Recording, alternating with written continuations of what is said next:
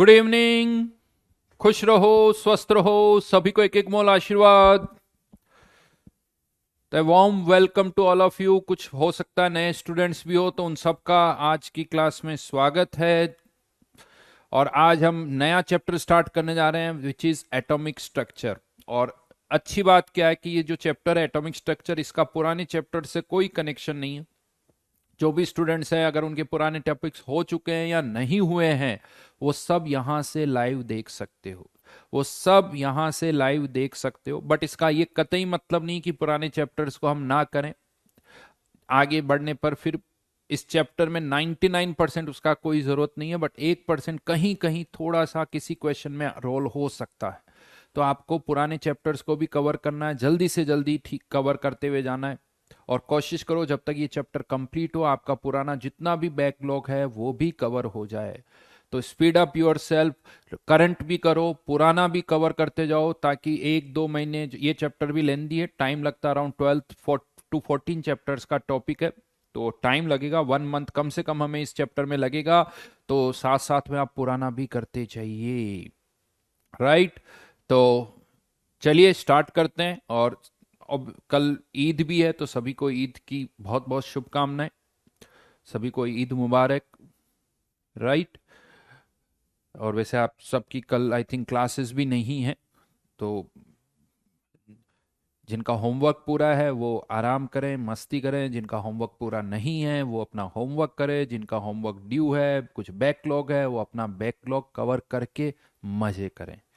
तो देखिए, मजे दोनों कर सकते हो। जिनका होमवर्क अच्छी तरह से कंप्लीट है वो भी मजे करेंगे, और जिनका नहीं है उनके लिए भी मजे करने का टाइम है। देखो, बट जिनका होमवर्क नहीं हो चुका है रहा है, जिनका कुछ बैकलॉग है, वो ये सोच के खुश हो जाए कि उनका होमवर्क पूरा हो जाएगा, तो वो होमवर्क करे और मजे करे।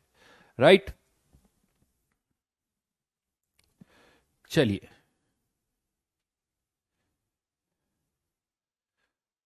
ओके। तो अब यार, इतने सिलेबस कब तक होगा? ये सारी चलता रहेगा। अभी जब तुम जेई से पहले सिलेबस भी हो जाएगा, जेई से पहले रिवीजन भी हो जाएगा, तो वो आप बाद में। कार्तिक के नॉर्मेलिटी वर्ड जो है वो रिडॉक्स रिएक्शन में हम पढ़ते हैं, तब जाके आप इस वर्ड को समझ पाओगे। तो अभी नॉर्मेलिटी क्या है वो हमें नहीं पता, सो डोंट वरी, सब हो जाएगा। अच्छा, रियल गेस का होमवर्क क्या दिया था ये भी बता दो। रियल गेसेस में क्या होमवर्क दिया था मैंने? वृषांक का आज बर्थडे है। और किसी का बर्थडे है क्या वृषांक के अलावा? वृषांक के अलावा और किसी का बर्थडे है क्या?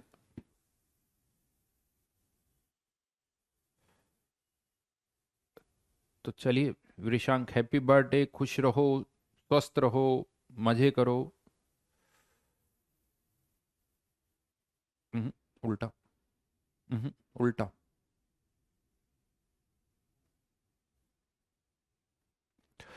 चलिए, तो पूरी शीट दे दी थी मैंने। लास्ट के 15 मिनट्स में डिस्कशन करेंगे, लास्ट के 15 मिनट्स में डिस्कशन करेंगे। 20 मिनट्स ले लेते हैं सेफर साइड में, ठीक है। लास्ट के 20 मिनट्स में डिस्कशन हम करेंगे।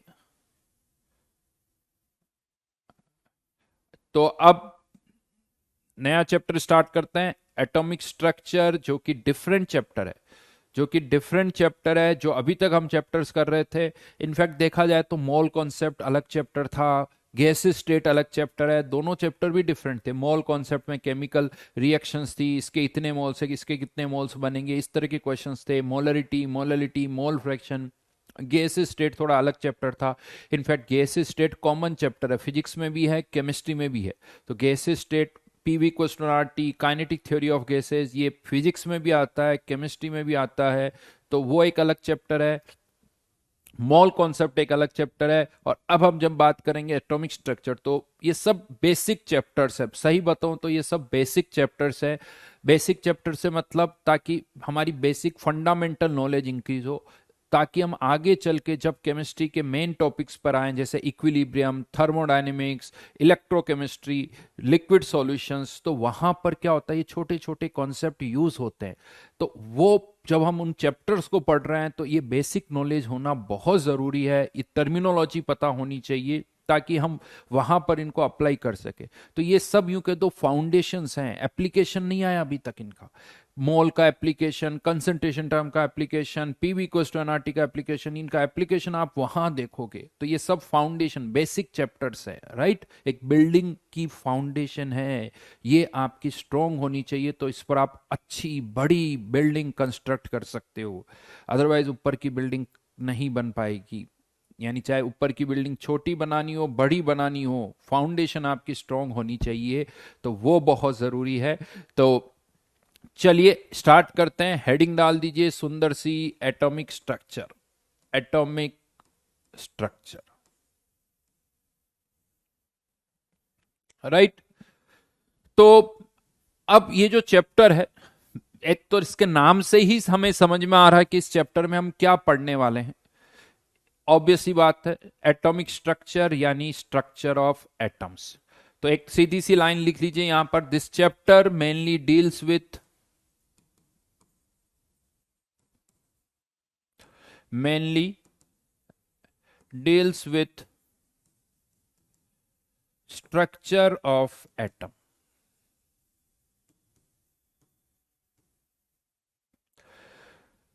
अब यहां पर मैं आपको एक बताऊं, ये जो इवोल्यूशन है स्ट्रक्चर ऑफ एटम्स का, आज भी हम फैक्ट बता दूं, हम एटम के स्ट्रक्चर को ही डिस्कवर कर रहे हैं।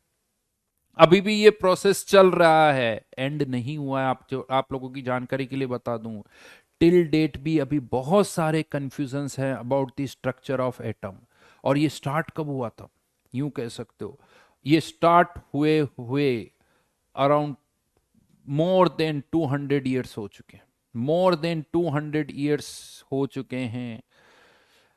यानी अराउंड 1808 में, 1808 में, आपको पता 1808 में डाल्टन्स ने अपनी एटॉमिक थ्योरी दी थी, डाल्टन्स एटॉमिक थ्योरी, जिसमें डाल्टन्स ने एटम वर्ड यूज किया था।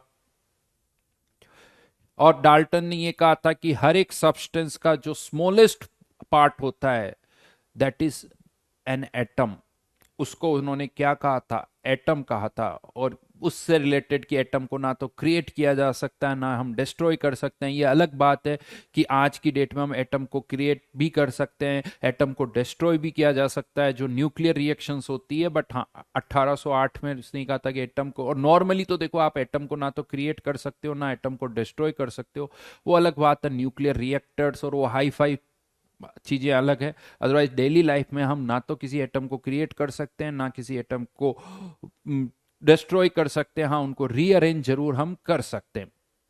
तो अराउंड, यानी कह सकते हो कि बहुत लंबा टाइम है, बड़ी लंबी सी जर्नी है, जिसमें हम एटम्स को, एटम के स्ट्रक्चर को समझने की कोशिश कर रहे हैं। ऑब्वियसली क्वेश्चन ये आता, सर इतना लंबा टाइम क्यों लग रहा है? तो ये कोई आसान काम नहीं है। ओवर द ईयर्स बहुत सारी थ्योरीज आई। उस मोमेंट पर लगा कि यार हाँ ये थ्योरी सही है, उस मोमेंट पर ये लगा कि ये थ्योरी सही है। लेकिन उसके बाद जब हम और थोड़ा एडवांस हुए, साइंस का और एडवांसमेंट हुआ, तो धीरे धीरे उसमें भी कुछ इश्यूज नजर आने लगे, उसमें भी कुछ प्रॉब्लम्स नजर आने लगी। तो फिर लगा कि यार नहीं, इस थ्योरी में भी कुछ ऐसे ड्रॉबैक्स है, कुछ ऐसे पॉइंट्स है जिसको ये थ्योरी एक्सप्लेन नहीं कर पाती है, यानी we need some better theories. तो फिर कुछ और नई थ्योरीज आई गई। जैसे सीधी सी बात है ना, आज आप देखो एक मोबाइल, आपको क्या लगता है कि बस मार्केट में बेस्ट मोबाइल आ गया क्या? आज के 5 साल पहले जो मोबाइल्स थे अब वो आउटडेटेड लगते हैं, आज जो मोबाइल है अगले 10 सालों के बाद वो आउटडेटेड लगेंगे। तो देखिए ये जो इवोल्यूशन है ना, ये नेवर एंडिंग है, ये नेवर एंडिंग है, और चलता रहेगा चलता रहेगा, क्योंकि बहुत सारी बातें ऐसी है अभी जो भी हमें नहीं पता है, राइट। तो यहां पर अब हम, मैं आपको बताऊं, फैक्ट ये है अगेन कि हम बहुत सारी थ्योरीज पढ़ेंगे। लेकिन थ्योरी, एक थ्योरी हम पढ़ेंगे जैसे रदरफोर्ड मॉडल, फिर बोहर मॉडल, फिर और कुछ मॉडल, हर एक के अपने कुछ एडवांटेज हैं, कुछ डिसएडवांटेज है। हर थ्योरी से हमें कुछ सीखने को मिलता है, लेकिन लेटर ऑन हर थ्योरी में हमें लगता है कि कुछ ड्रॉबैक्स भी है। तो वो ड्रॉबैक्स भी हम डिस्कस करेंगे और फिर नई थ्योरी पर जंप करेंगे। तो यहां पर ये जो चैप्टर है, एक और पॉइंट मैं आपको बता दूं, ये जो चैप्टर है केमिस्ट्री में भी है और ये जो चैप्टर है वो फिजिक्स में भी है। फिजिक्स में भी है ये सेम। तो एक तो इस चैप्टर का वेटेज बढ़ जाता है जेई में, क्योंकि दोनों में कॉमन चीज, अलग अलग नहीं है। जेई फिजिक्स में भी वही है, केमिस्ट्री में भी वही है। लेकिन लेकिन फिजिक्स में आप ये चैप्टर बहुत लास्ट में पढ़ते हो, ट्वेल्थ के एंड में। मॉडर्न फिजिक्स में आप ये पढ़ते हो। क्यों ट्वेल्थ के एंड में पढ़ते हो? उसका कारण ये है कि इस चैप्टर में अच्छी खासी फिजिक्स इन्वॉल्व होती है। इस चैप्टर में आपको काइनेमेटिक्स अच्छी खासी आनी चाहिए, सर्कुलर मोशन आना चाहिए, इलेक्ट्रोस्टैटिक्स, फिजिक्स में इलेक्ट्रोस्टैटिक्स जो होता है वो अच्छी तरह से आनी चाहिए, वेव्स क्या होती है, स्पेक्ट्रम क्या होता है, प्लांक्स क्वांटम थ्योरी क्या है। तो अच्छी खासी फिजिक्स इन्वॉल्व होती है। तो जब आप फिजिक्स में ये सारे चैप्टर पढ़ लेते हो तो फिजिक्स में लास्ट में जाके आप एटॉमिक स्ट्रक्चर पढ़ते हो, तब तक आपको ये सारी नॉलेज हो जाती है। बट केमिस्ट्री में प्रॉब्लम क्या है? केमिस्ट्री में हमें केमिकल बॉन्डिंग को समझना है, या अगर आप केमिकल बॉन्डिंग या स्ट्रक्चर ऑफ मॉलिक्यूल्स को समझना चाहते हो तो आपको एटम्स का आइडिया होना चाहिए, ऑर्बिटल्स का आइडिया होना चाहिए, तभी जाके आप केमिकल बॉन्डिंग या इन चैप्टर्स को समझ पाओगे। तो इसलिए यहां पर हमें ये चैप्टर पहले पढ़ना पड़ता है। तो जब हम इस चैप्टर को अभी स्टार्ट करेंगे तो यहां पर बहुत सारी ऐसी छोटी छोटी बातें जो आपको लगेगा कि सर ये तो अभी हमें नहीं पता है, क्योंकि अभी तक मॉल कॉन्सेप्ट और गैसेस स्टेट जो हमने पढ़ा उसमें हर बेसिक, हर छोटी चीज को हमने बेसिक लेवल से पढ़ा है, उसको बहुत अच्छी तरह से एक्सप्लेन किया है कि मोल क्या होता है, प्रेशर क्या होता है, टेम्परेचर क्या होता है, पीवी क्वेश्चन इक्वेशन क्या होती है। लेकिन अब यहाँ क्या होगा, कुछ ऐसी टर्म्स भी मैं बोलूंगा जो हम बहुत ज्यादा डिटेल में नहीं पढ़ेंगे। जैसे for example electrostatic force of attraction का एक फॉर्मूला होता है, ये फिजिक्स में आता है, हम उसे डायरेक्ट यूज करेंगे, मोमेंटम वर्ड आ गया। इस तरह की बहुत सारी टर्मिनोलॉजी है जो फिजिक्स में ज्यादा अच्छी तरह से एक्सप्लेन की जाएगी। हाँ, बट हम इतना जरूर करेंगे कि हम उनको यूज कर सके, बट उनके डेप्थ में हम नहीं जाएंगे, ये चीज ध्यान रखना। उन सबको पहले मैं आपको इंट्रोड्यूस करूंगा, बेसिक लेवल से बताऊंगा, बट जितना डिटेल में आप फिजिक्स में पढ़ोगे उतना डिटेल में हम नहीं करेंगे, या जितनी डिटेल में हम बाकी चैप्टर्स केमिस्ट्री के पढ़ते हैं उतनी डिटेल में नहीं जाएंगे। ठीक है? तो अच्छी खासी फिजिक्स जैसे जैसे यूज होगी मैं आपको बताता जाऊंगा, कॉन्सेप्ट बताता जाऊंगा कि उसका क्या मतलब है। राइट? अब यहां पर ये जो चैप्टर है, अगर थोड़ी सी हिस्ट्री पता होनी चाहिए, वो भी यहां पर बड़ी इंपॉर्टेंट है। हिस्ट्री का थोड़ा सा आइडिया होना चाहिए। जैसे अभी मैंने लिखा था कि 1808 में सबसे पहले आप कह सकते हो कि कौन सी theory? Dalton's atomic theory.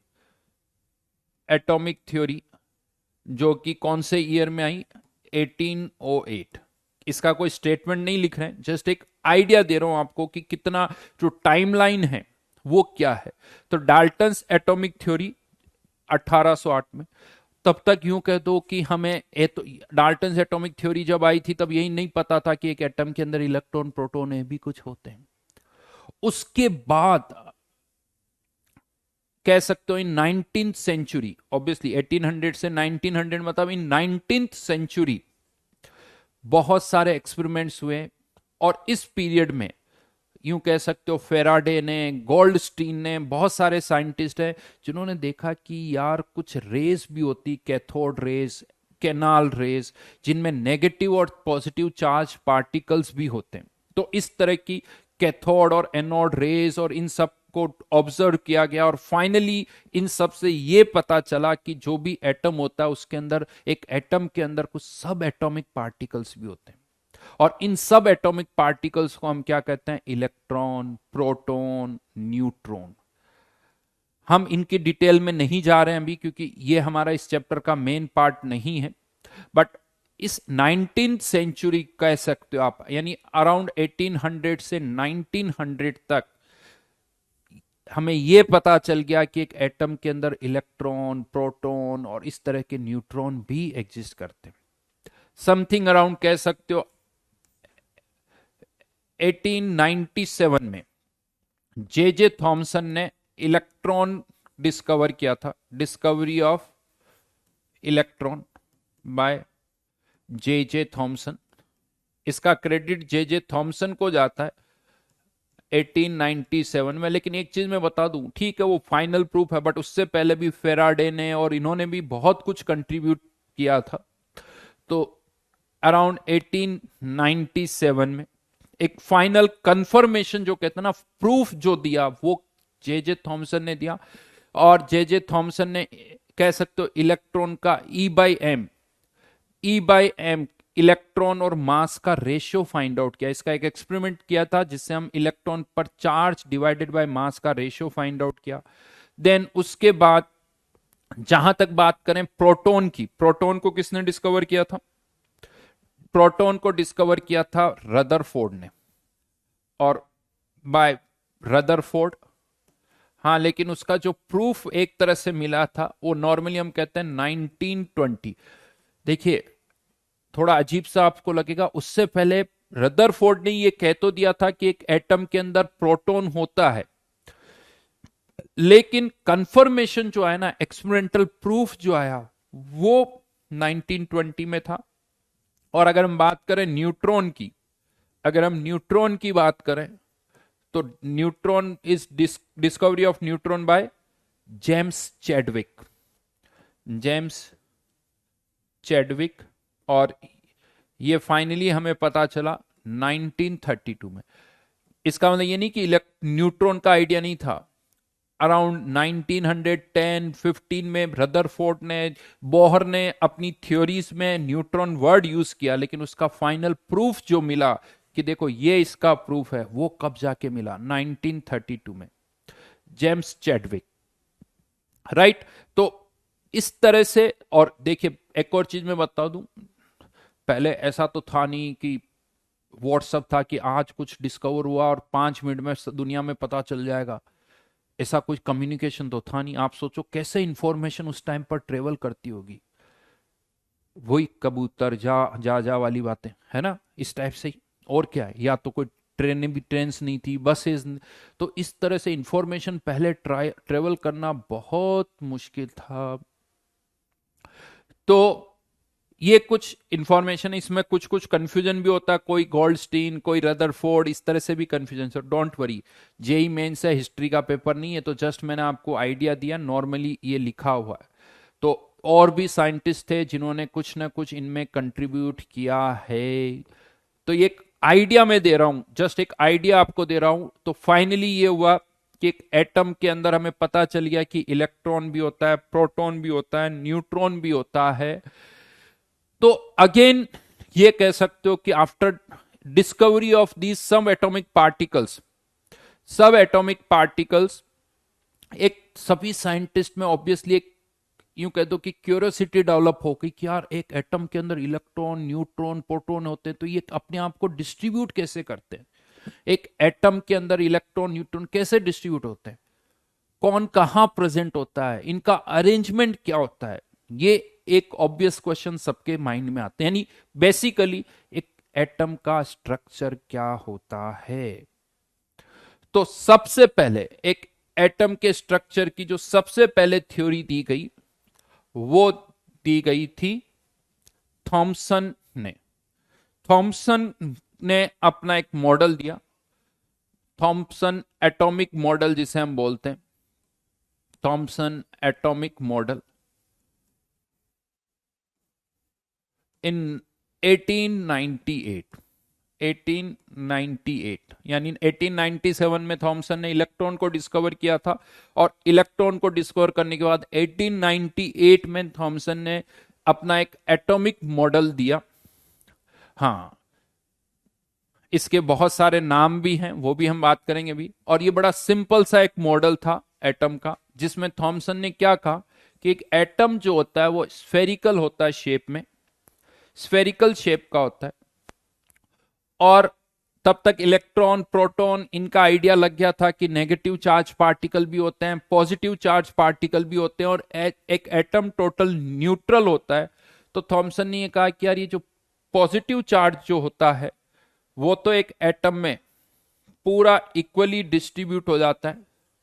Positive charge इस तरह से कह सकते हो, कुछ पूरा इक्वली डिस्ट्रीब्यूट हो जाता है। और ये जो नेगेटिवली चार्ज इलेक्ट्रॉन होते हैं ये इसमें इम्बेडेड फॉर्म में होते हैं, इस तरह से। This model is also known as watermelon model. जैसे वाटरमेलन जो है, कह सकते हो वाटरमेलन में आप सबको पता है कि जो सीड्स होते हैं, काले काले जो सीड्स होते हैं वो एक तरह से इलेक्ट्रॉन्स है और पॉजिटिव चार्ज पूरा डिस्ट्रीब्यूटेड होता है।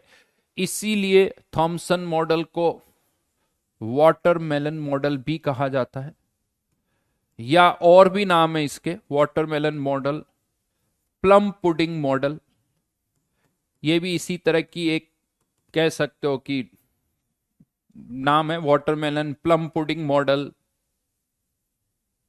ये वर्ड्स यहां पर यूज किए जाते हैं। दो तीन लाइंस आपको पता होनी चाहिए और ज्यादा डिटेल में नहीं लिखे यहां पर। According to Thomson, according to Thomson,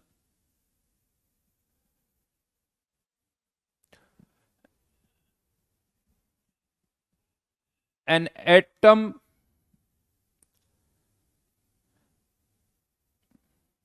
is considered to be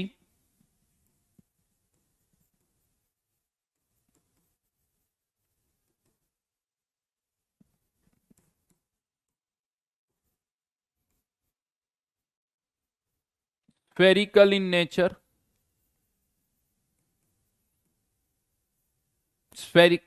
considered to be spherical,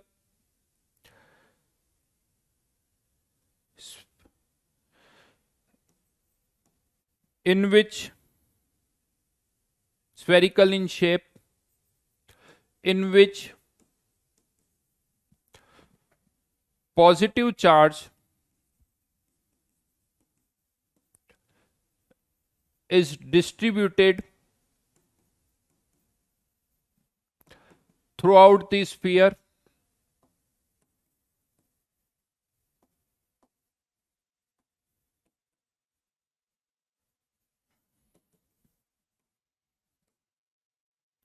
and negatively charged particles, negatively charged electrons are embedded in it to make the whole atom electrically neutral, electrically neutral. हाँ, कह सकते हो यहां पर proton की कोई बात नहीं की गई, यहां पर जो है प्रोटॉन की कोई बात नहीं की गई,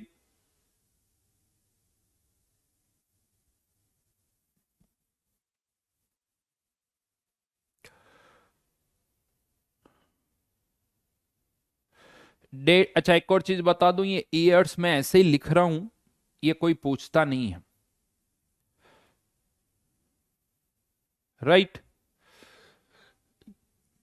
ये जस्ट एक आइडिया देने के लिए कि कैसे कैसे डेवलपमेंट हुए हैं। बड़े बहुतों ने एक क्वेश्चन पूछा, sir if wrong why it is being taught, पढ़ाया क्यों जा रहा है साहब, हम क्यों पढ़ रहे हैं। बड़ा अच्छा क्वेश्चन है। इसका लॉजिक मैं देता हूं। बहुत बार क्या होता है, आप स्टेप बाय स्टेप चीजें सीखते हो।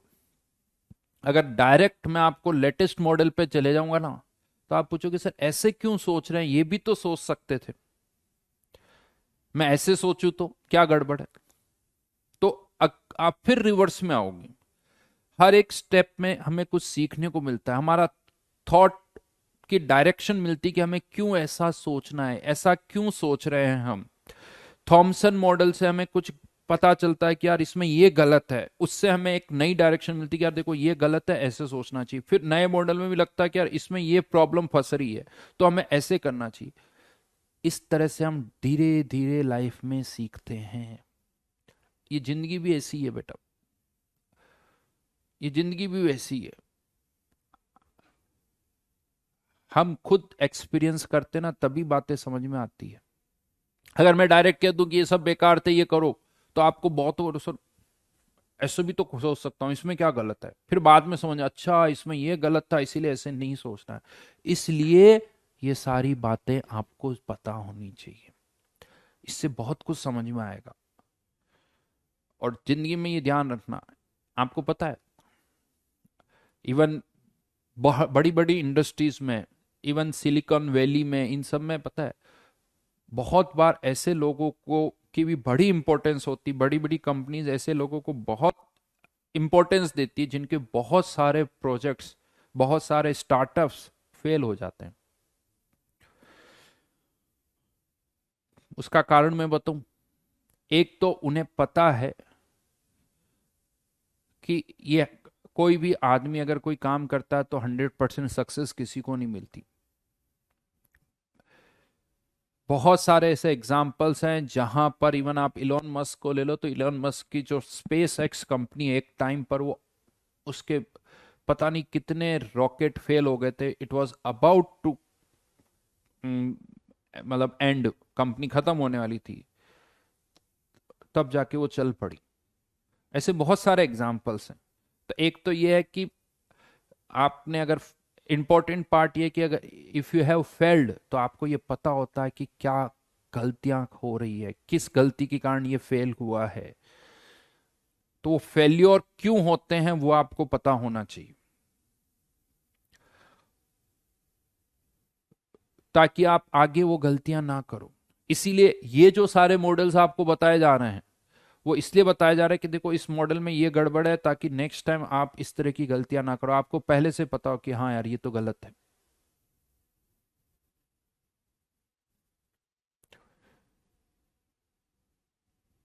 बिल्कुल, बहुत बड़ी बड़ी अच्छी अच्छी लाइनें लिख रहे हो आप। हाँ, बहुत बढ़िया। बट इनको थोड़ा सा अपनी लाइफ में अगर हम इन्वॉल्व कर लें तो बड़ा मजा आ जाएगा। ठीक है, तो ये तो बात हुई थॉमसन एटॉमिक मॉडल कि थॉमसन का ये मॉडल है जिसमें ये कहा। और पूछा जाता है, देखो एक और चीज मैं बताऊं, जेई में भी पूछा जाता है, ऐसा नहीं कि ये सारी चीजें नहीं पूछी जाती, तो आपको ये पता होना चाहिए। तो थॉमसन के मॉडल के अकॉर्डिंग जो पॉजिटिव चार्ज होता है वो पूरा डिस्ट्रीब्यूटेड होता है और इलेक्ट्रॉन उसमें इम्बेडेड फॉर्म में होते हैं। This model is known as watermelon model या प्लम पुडिंग मॉडल। लेकिन ये था अराउंड 1898, 1898। उसके बाद लेकिन कुछ ऐसे डेवलपमेंट्स हुए जिससे ये समझ में आ गया कि नहीं यार ये मॉडल तो सही नहीं है। तो इसके बाद बेसिकली 1911 में रदरफोर्ड ने अपना नया मॉडल प्रेजेंट किया। तो रदरफोर्ड के मॉडल पर आ रहा हूं, रदरफोर्ड एटॉमिक मॉडल।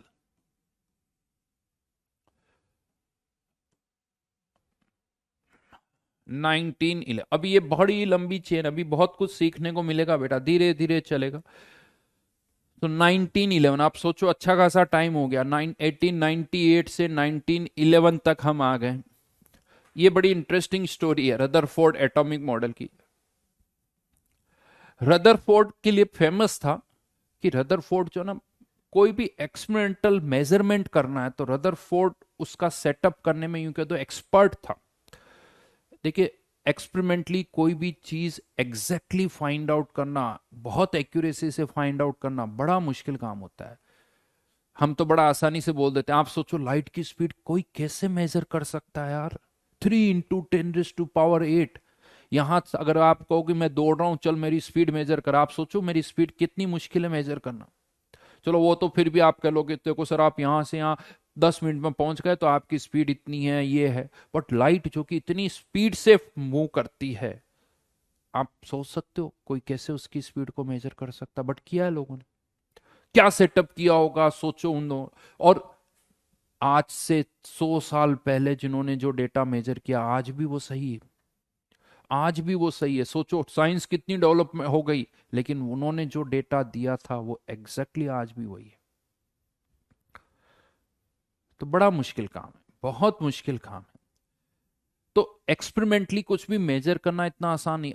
जनता अर्थ का वेट बता देती, अर्थ इतनी है, सन का साइज, सन का वेट, आप सोचो कोई कैसे करता होगा यार। हम तो सन की सिर्फ 5 मिनट देख भी नहीं पाते, आंखें जलने लगती है सनलाइट डायरेक्ट देखो तो। उन्होंने सन की साइज बता दी, सन का वेट बता दिया, सन में कौन सी गैसेज है वो बता दी, अर्थ का वेट बता देते हैं, अर्थ का डायमीटर बता देते हैं। गजब। खैर अभी उतना नहीं सो। तो मेरा यही कहना है कि एक्सपेरिमेंटल डेटा मेजर करना में कैसे किया जाता, उसमें रदरफोर्ड जो था वो एक्सपर्ट था। तो रदरफोर्ड के दिमाग में एक थॉट आया। रदरफोर्ड ने का एक स्टूडेंट था। देखिए जो पीएचडी के स्टूडेंट होते हैं ना वो किसी न किसी प्रोफेसर के अंडर होते हैं। तो रदरफोर्ड का एक स्टूडेंट था, नाम था उसका गाइगर। राइट, पीएचडी स्टूडेंट था जो उसके अंदर रदरफोर्ड के अंदर पीएचडी कर रहा था। तो रदरफोर्ड ने उसको ये कहा कि यार एक काम करो, एक बहुत ही थिन फिल्म लो गोल्ड की, जिसे गोल्ड फॉइल बोला गया, गोल्ड फॉइल, बहुत ही thin gold foil, gold foil. आपको पता है इसकी थिकनेस कितनी थी? 100 नैनोमीटर। 100 नैनोमीटर।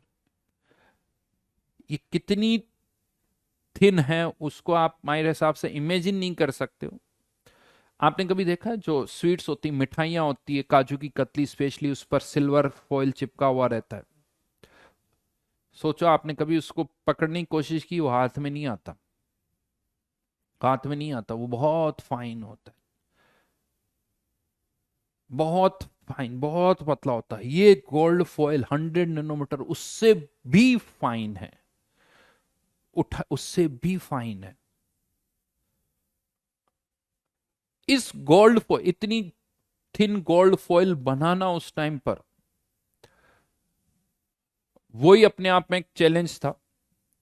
और रदरफोर्ड ने कहा कि एक काम करो, इस गोल्ड फॉइल पर एक अल्फा पार्टिकल का अटैक करो, अल्फा पार्टिकल्स का अटैक करो। अल्फा पार्टिकल अब क्या होते हैं पता है आपको? यू नो अल्फा पार्टिकल्स, बताओ क्या होते हैं? गोल्ड फॉइल का मीनिंग क्या बोलूंगा बेटा मैं?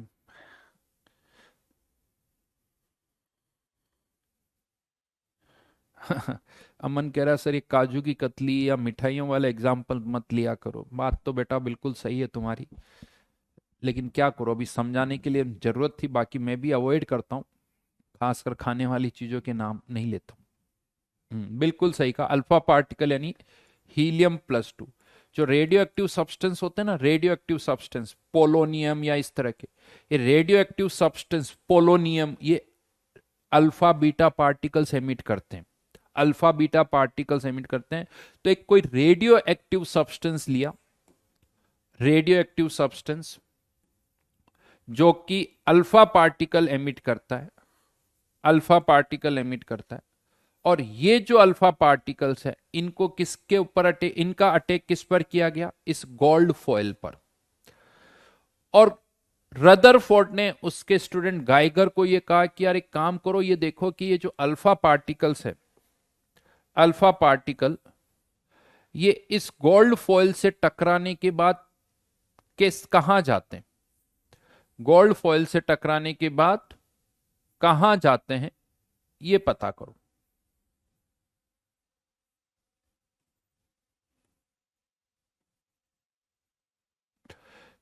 This is gold foil, 100 nanometer. तो इन ये स्ट्रेट जाते हैं, किसी एंगल पर डायरेक्शन, किसी एंगल पर डिफ्लेक्ट हो जाते हैं, ये कहां जाके टकराते हैं वो देखो। और इस गोल्ड फॉइल के चारों तरफ एक जेडएनएस स्क्रीन लगा दी। इस जेडएनएस स्क्रीन पर क्या होता है, जब भी कोई अल्फा पार्टिकल टकराता है ना, तो वहां से यूं कहते एक फ्लैश जनरेट होता है, लाइट जनरेट होती है। यहां कोई अल्फा पार्टिकल टकराएगा तो वहां से एक फ्लैश जनरेट होगा, यूं मान लो।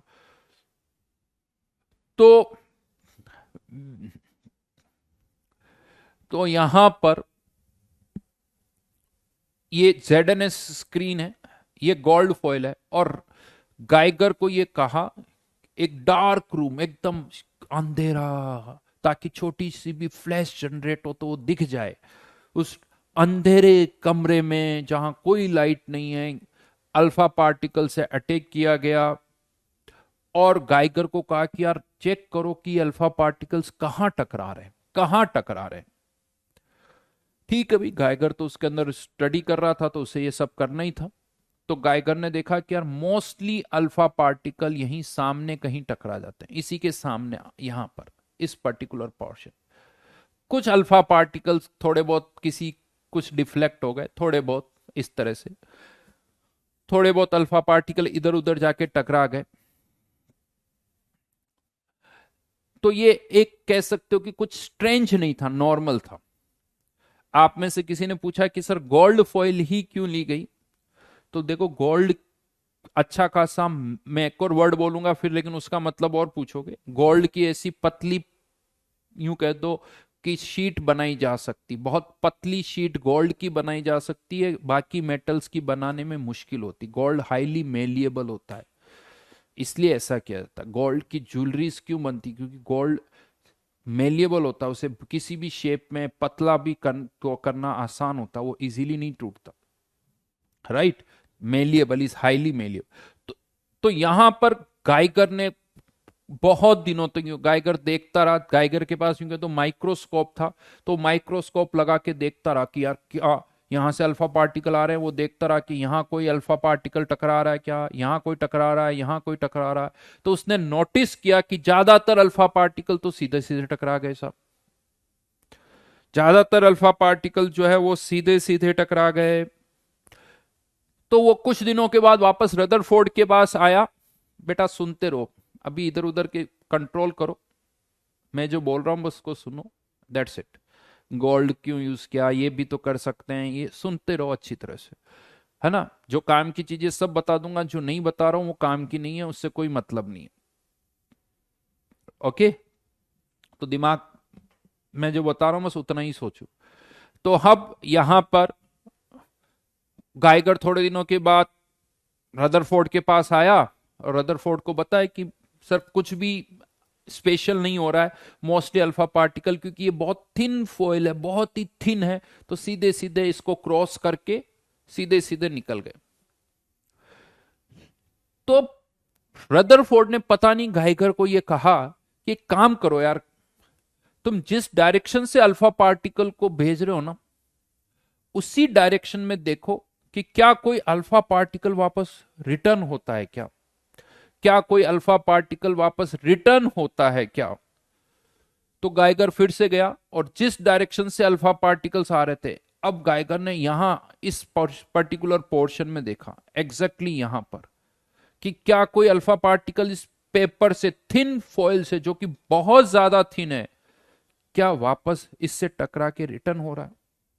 तो गाइगर ने जब बहुत टाइम तक इसको ऑब्जर्व किया तो ये देखा कि समटाइम्स बहुत कम, यानी इसे ये कहा जाता 1/20,000 अल्फा पार्टिकल्स जो है वो रिवर्ट कर जाते हैं, यानी जिस डायरेक्शन से आ रहे हैं उसी डायरेक्शन पे वापस टकरा जाते हैं।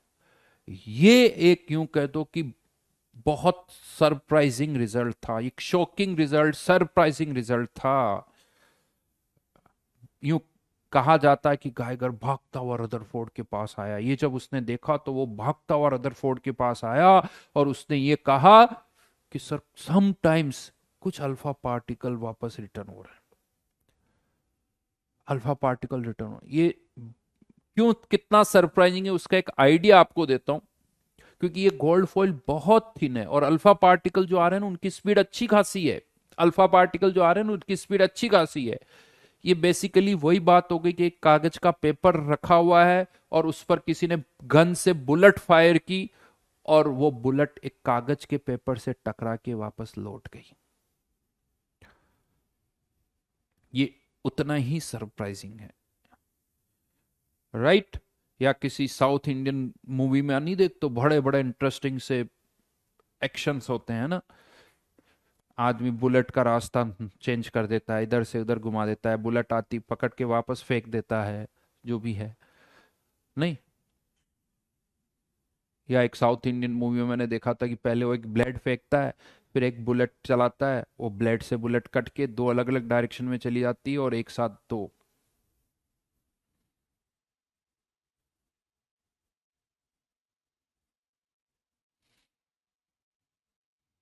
ना। तो ये उतना ही सरप्राइजिंग है, उतना ही सरप्राइजिंग है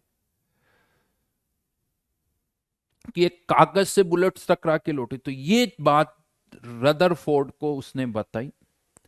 तो रदरफोर्ड ने फिर सोचा कि अगर ऐसा हो रहा है तो एक एटम के स्ट्रक्चर के बारे में फिर रदरफोर्ड ने बहुत सारे प्रेडिक्शन किए।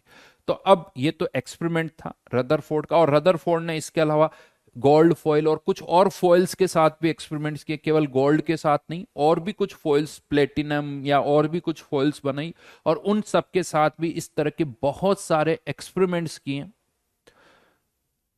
और उन सभी एक्सपेरिमेंट्स के बाद रदरफोर्ड ने कुछ अपनी थ्योरी दी, अपना मॉडल प्रेजेंट किया। तो यहां पर अब तीन चीजें हम डिस्कस करेंगे। सबसे पहले तो रदरफोर्ड के ऑब्जर्वेशंस क्या थे, तो ऑब्जर्वेशंस की मैं बात करूंगा।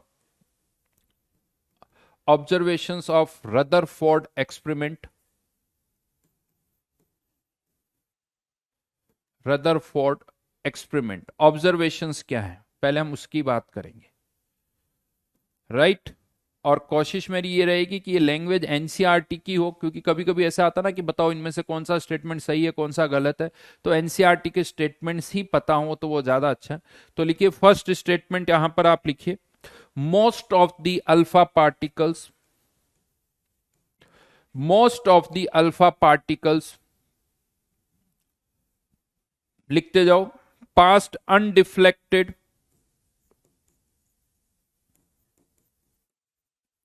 Alpha particles passed undeflected through the gold foil.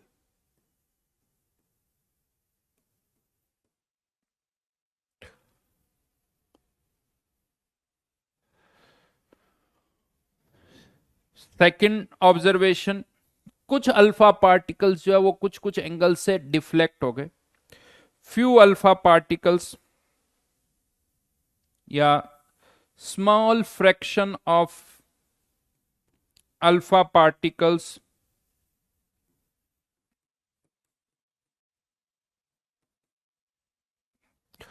was deflected by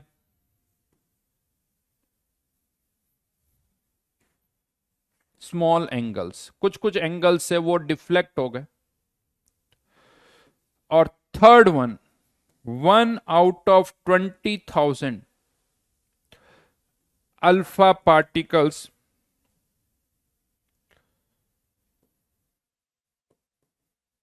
bounced back,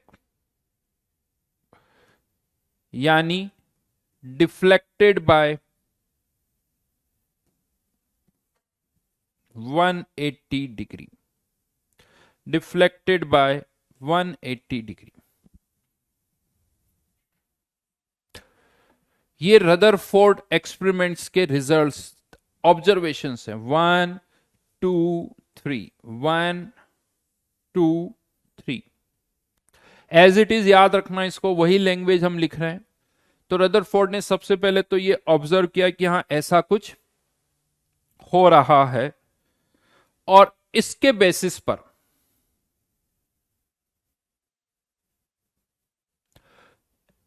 okay Shoubhik, Shoubhik को मजा आ रहा है ना पढ़ने में, बहुत बढ़िया बेटा, अभी और मजा आएगा धीरे धीरे, बहुत सारी अच्छी बातें पता चलेगी। खासकर यूं मान के चलो कि जेई एडवांस के लिए जो जरूरी है सब पढ़ेंगे, हम सब करेंगे, और ढंग से करोगे, ढंग से साथ में सुनोगे, होमवर्क करोगे, रिवीजन करोगे, तो गारंटीड अच्छी रैंक भी आएगी, फिजिकल में अच्छे मार्क्स भी आएंगे। इस बार भी अगर आप बहुत सारे स्टूडेंट से पूछोगे, उन्होंने फिजिकल में बहुत अच्छा स्कोर किया है, बहुत अच्छा स्कोर किया है।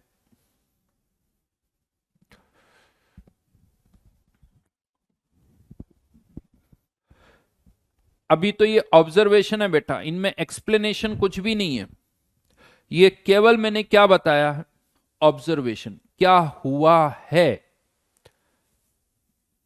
ये मैंने बताया अभी। हाँ, अब रदरफोर्ड ने देखा कि अगर ये एक्सपेरिमेंटल रिजल्ट्स है तो इसका कंक्लूजन क्या होगा, इसका मतलब क्या निकालें, अब वो समझा रहा हूं आपको। अब वो समझा रहा हूं कि अगर ये रिजल्ट्स है तो इसको कैसे हम यूज करें। तो अब पहले मैं समझा देता हूं, फिर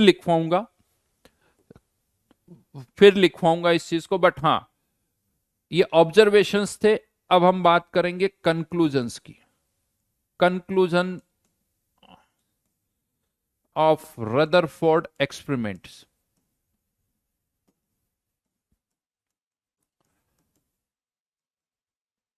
तो रदरफोर्ड ने क्या सोचा कि अगर ये रिजल्ट है, इसका मतलब उसने ये कहा कि जो डाल्टन्स की एटॉमिक थ्योरी थी या थॉमसन जो मॉडल था वो गलत है। थॉमसन ने क्या कहा था कि जो पॉजिटिव चार्ज है पूरे एटम में स्प्रेड होता है, तो वो सही नहीं है। थॉम्स थॉमसन मॉडल को उसने कहा गलत है। इसके बजाय उसने ये कहा कि एक एटम के अंदर जो पॉजिटिव चार्ज है वो कहीं ना कहीं कॉन्सेंट्रेटेड होना चाहिए, एक स्मॉल रीजन में, एक छोटे से वॉल्यूम में पॉजिटिव चार्ज किसी एक जगह पर होना चाहिए। तब तक एक और चीज मैं आपको बता दूं, तब तक इलेक्ट्रॉन प्रोटॉन इनका मास का आइडिया लग गया था, तो ये सबको पता था। इलेक्ट्रॉन प्रोटॉन न्यूट्रॉन सबका आइडिया लग गया था। तो ये समझ में आ गया था कि इलेक्ट्रॉन पर चार्ज बहुत कम होता, इलेक्ट्रॉन का मास कम होता है, प्रोटॉन का मास ज्यादा होता है। प्रोटॉन हैवी होते हैं, इलेक्ट्रॉन उनके कंपैरेटिवली लाइटर होते हैं। तो रदरफोर्ड ने यह कहा कि अगर एक अल्फा पार्टिकल जिस पर +2 चार्ज है, ये रिवर्ट क्यों हो रहा है? अगर ये रिवर्ट हो रहा है तो इसको कहीं ना कहीं से एक स्ट्रॉन्ग रिपल्शन मिलना चाहिए, एक स्ट्रॉन्ग रिपल्शन मिलना चाहिए, तभी ये रिवर्ट होगा। तो यहां पर भी प्लस चार्ज, तो इसको कोई एक पॉजिटिव चार्ज से रिपल्शन मिलना चाहिए। तो यहां पर यह माना गया कि ज्यादा रिपल्शन कब मिलेगा? जब सारा पॉजिटिव चार्ज किसी एक ही जगह कॉन्सेंट्रेट होगा। और ये हैवी भी होना चाहिए, यानी प्रोटॉन न्यूट्रॉन सब यहीं पर होने चाहिए। क्योंकि आप सोचो कि अगर आप दौड़ते हुए जा रहे हो और आपके सामने एक छोटा सा पत्थर आ जाए, आप उस पत्थर से टकराओगे तो क्या होगा? पत्थर साइड में हो जाएगा। छोटा सा पत्थर हो तो टकरा के वो आप थोड़ी हिट है। लेकिन आप किसी ट्रक से टकराओगे तो क्या होगा? ट्रक थोड़ी हिलने वाला है, ट्रक तो अपनी जगह पर रहेगा, ट्रक वहीं रहेगा। यानी क्यों वहीं है? क्योंकि वो बहुत हेवी है। तो रदरफोर्ड ने कहा कि अगर ये अल्फा पार्टिकल रिवर्ट हो रहा है तो इसका मतलब ये हुआ कि ये जो पर्टिकुलर पोर्शन है इस पर पॉजिटिव चार्ज होना चाहिए, प्लस ये हैवी होना चाहिए। यानी सारे प्रोटॉन यहीं पर होने चाहिए, न्यूट्रॉन भी यहीं होने चाहिए, ताकि ये हैवी हो। राइट। और ये बहुत छोटा वॉल्यूम होना चाहिए, ये बहुत छोटा होना चाहिए। उसका कारण क्या है? इसका वॉल्यूम बहुत कम क्यों कहा उसने? क्योंकि 1/20,000 केवल एक पार्टिकल ही आ रहा है। यानी इस न्यूक्लियस का अभी दिखाने के लिए मैंने बड़ा बनाया है, बाकी ये बहुत छोटा होगा, ये बहुत छोटा होगा, क्योंकि बहुत कम अल्फा पार्टिकल्स रिवर्ट हो रहे हैं। तो इस तरह से रदरफोर्ड ने कहा कि अगर ये ऑब्जर्वेशंस को हमें एक्सप्लेन करना है, जस्टिफाई करना है, तो एक एटम के अंदर न्यू कह दो, शॉर्ट में एक न्यूक्लियस होना चाहिए। इसको उसने क्या कहा? न्यूक्लियस। इनफैक्ट रदरफोर्ड मॉडल को न्यूक्लियर एटॉमिक मॉडल भी कहा जाता है। यह भी कहा जाता है कि न्यूक्लियस की जो डिस्कवरी की है वो किसने की है? रदरफोर्ड ने की है, रदरफोर्ड ने की है। तो रदरफोर्ड ने कहा कि जो यानी जितने भी पॉजिटिव चार्ज है वो यहां होंगे, और इसको क्या कहा गया? न्यूक्लियस। ये रदरफोर्ड ने कंक्लूड किया, और ये भी कहा कि इसका जो वॉल्यूम होगा वो बहुत कम होना चाहिए, और मोस्ट ऑफ द स्पेस खाली होनी चाहिए। इसीलिए जहां जहां खाली है ये सारे अल्फा पार्टिकल बिना किसी डिफ्लेक्शन के निकल गए, क्योंकि एक एटम का most of the space empty है, तो बिना किसी डिफ्लेक्शन के वो पास हो गए। जो थोड़े बहुत इसके पास से गुजर रहे थे, जो थोड़े बहुत एटम्स इसके पास से गुजर रहे थे, उनको भी रिपल्शन मिला, तो वो कुछ एंगल से क्या हो गए? डिफ्लेक्ट हो गए। जो इसके पास जा रहे थे इस पे भी प्लस चार्ज, इस पे भी प्लस चार्ज, आई थिंक ये सबको पता है, प्लस प्लस चार्ज एक दूसरे को क्या करता है, रिपेल करता है। तो इसीलिए रिपल्शन हुआ, जो न्यूक्लियस के डायरेक्ट फ्रंट में जा रहे थे वो रिवर्ट हो गए, जो इसके पास में जा रहे थे कुछ कुछ कुछ एंगल से क्या हो गए, डिफ्लेक्ट हो गए, ऐसे वो कुछ एंगल से डिफ्लेक्ट हो गए। तो इस तरह से इन सारे रिजल्ट्स को जस्टिफाई किया जा सकता है। समझ में आ गई मेरी बात, राइट? ये देखो जितना आसान अभी लग रहा है ना, उतना आसान उस टाइम पर था नहीं कि क्यों ऐसा। अब सोचने के बाद तो लगता है हाँ ठीक है ऐसा सोच सकते हैं, लेकिन फर्स्ट टाइम ये सब सोचना बड़ा मुश्किल काम होता है। तो इसलिए यहां पर अब ऑब्जर्वेशंस से कंक्लूजन क्या है वो लिखते हैं। तो फर्स्ट कंक्लूजन लिखो यहां पर, most of the space in an atom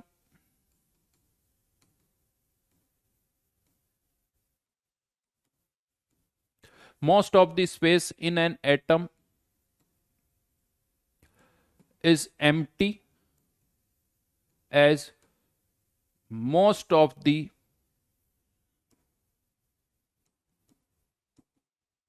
alpha particles passed undeflected.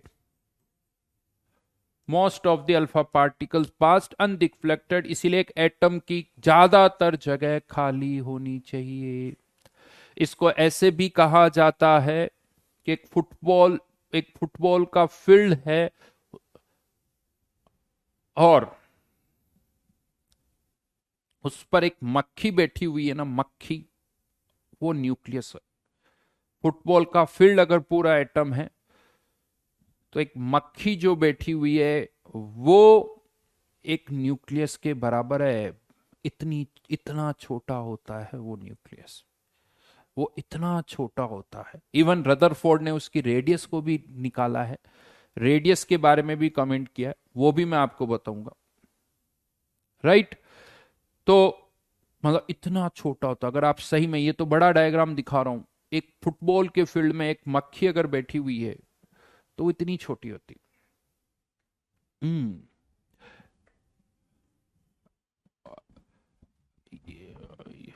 वाह अभय बेटा,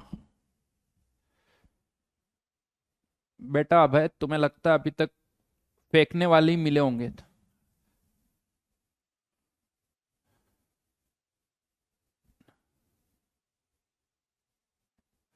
तो बेटा थोड़ा अभय, है ना, ढंग के लोगों से मिला करो ताकि तुम्हें ढंग की नॉलेज मिले। आपको पता है एक एटम के अंदर एक न्यूक्लियस का वॉल्यूम कितना छोटा होता है, बताऊं तुम्हें? 10⁻15 छोटा होता है। या यूं कहते एक न्यूक्लियस से एटम कितना बड़ा होता है, एक न्यूक्लियस से एटम कितना बड़ा होता है, 10⁻15। यानी 10⁻15 न्यूक्लियस जब रखोगे, 10⁻15, तब जाके वो पूरे न्यूक्लियस को रखोगे, तब जाके पूरा एटम भरेगा। एटम की रेडियस होती 10⁻−10, रेडियस न्यूक्लियस की होती 10⁻−15। ये रेडियस की बात कर रहा हूं, दोनों की रेडियस का डिफरेंस 10⁵ टाइम्स। वॉल्यूम निकालने के लिए 4/3 πr³ करोगे तो 10⁵ अगर रेडियस का डिफरेंस है इतने टाइम्स, तो वॉल्यूम का डिफरेंस 10⁻15 टाइम्स होगा।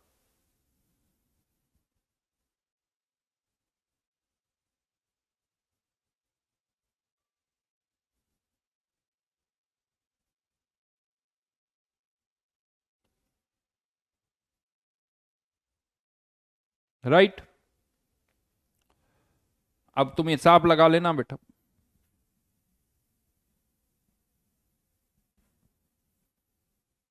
यानी एक एटम को पूरा ऑक्यूपाई करना है तो 10⁻15 न्यूक्लियस होने चाहिए, तब एटम पूरा ऑक्यूपाई हो।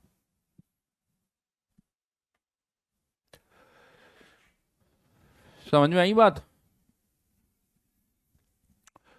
Second one,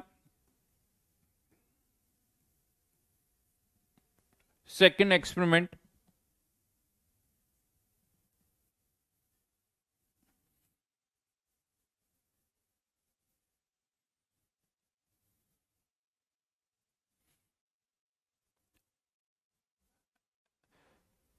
very few alpha particles, very few alpha particles are bounced back, very few alpha particles are bounced back, यानी वो रिवर्ट हो गए, are bounced back,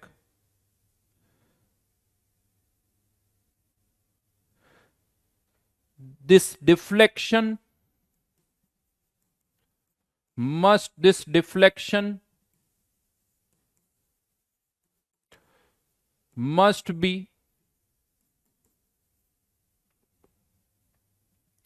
due to enormous repulsion, due to enormous repulsion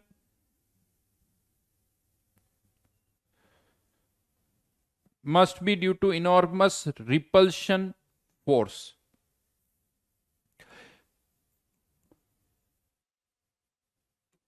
ये किसी बहुत ज्यादा repulsion के कारण होना चाहिए. Therefore,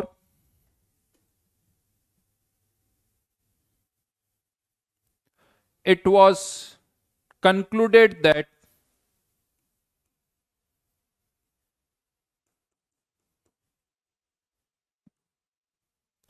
it was concluded that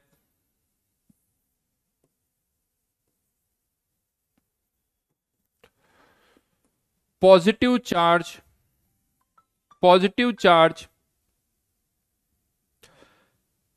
has to be concentrated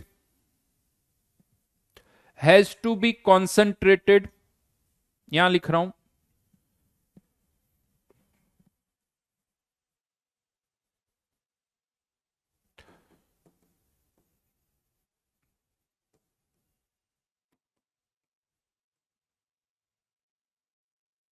concentrated in a very small region.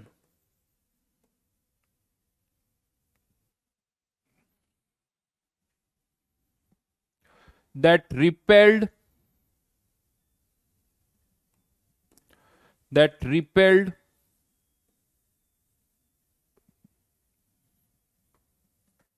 and deflected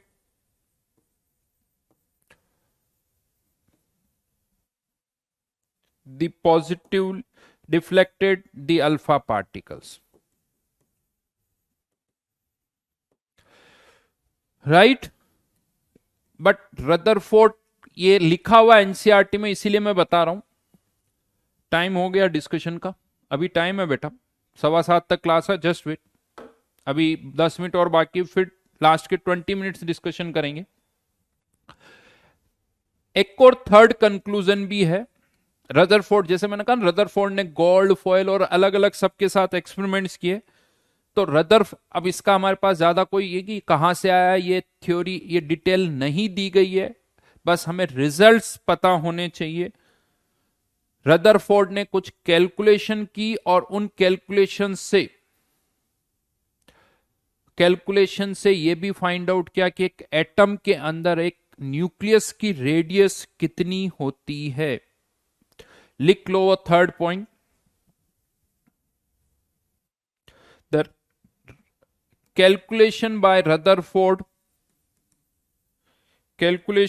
Rutherford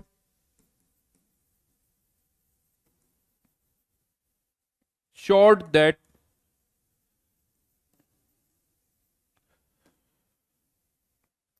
radius of atom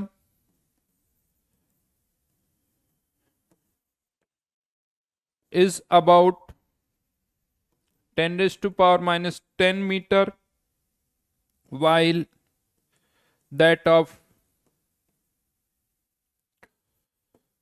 nucleus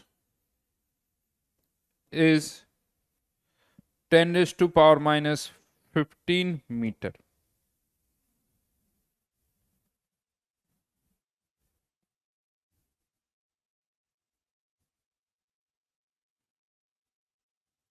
अगर NCERT वाला एग्जाम्पल बोलूं, एनसीईआरटी का एग्जाम्पल जो एनसीईआरटी में दिया हुआ है, अभय सुन रहे हो? एनसीईआरटी ने लिखा है कि अगर एक क्रिकेट बॉल रखी हुई है तो उसके अराउंड 5 किलोमीटर की रेडियस बनाओ।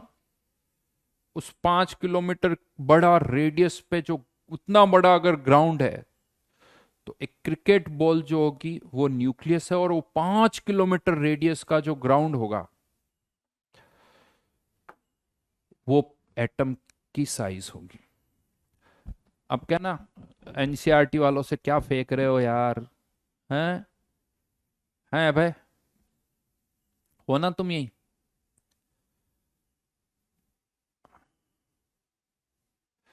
हाँ बेटा, आप तो अब लिख रहे हो सॉरी सर आप तो पीछे पड़ गए हैं।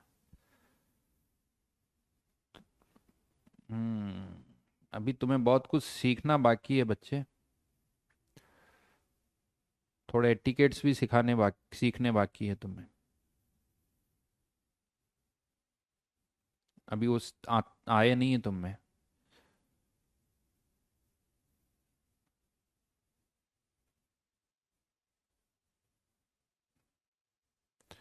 तो वो जल्दी से सीख लो। हम्म,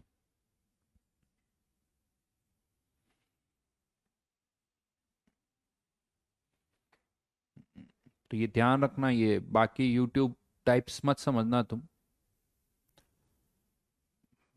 बिल्कुल स्कूल में जैसे अच्छे बच्चों की तरह आते हो ना क्लास में, वैसे ही डिसिप्लिन चाहिए।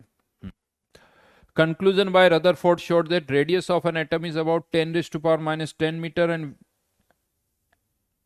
while that of nucleus is 10 raised to power minus 15 meter. Then finally अब रदरफोर्ड ने इस बेसिस पर अपना एक मॉडल प्रेजेंट किया। अब मैं आ रहा हूं Rutherford nuclear atomic model. Rutherford nuclear atomic model.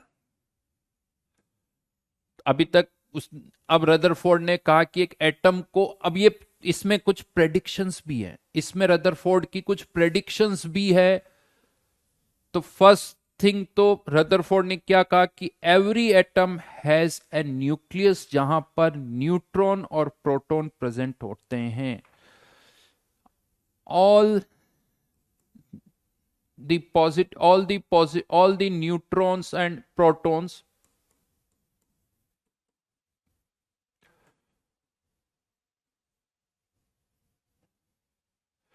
are present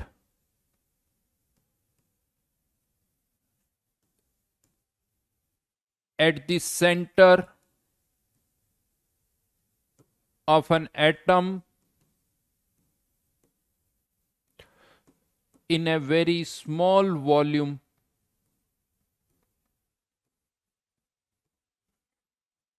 called nucleus.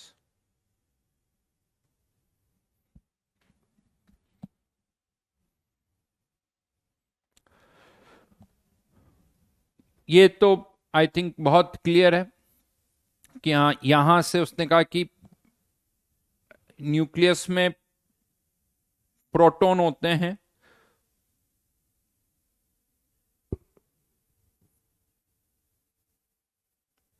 लेकिन अब उसने कुछ प्रेडिक्शंस किए। इलेक्ट्रॉन कहां है?